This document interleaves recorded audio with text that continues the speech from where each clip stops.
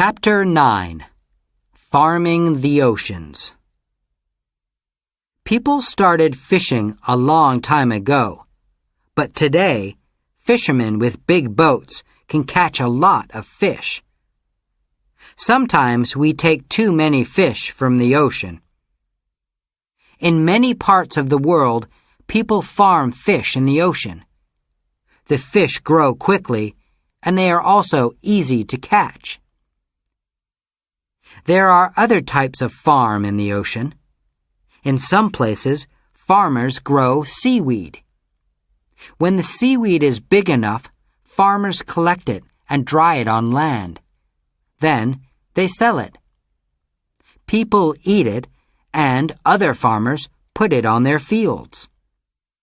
Discover! People use seaweed to make ice cream.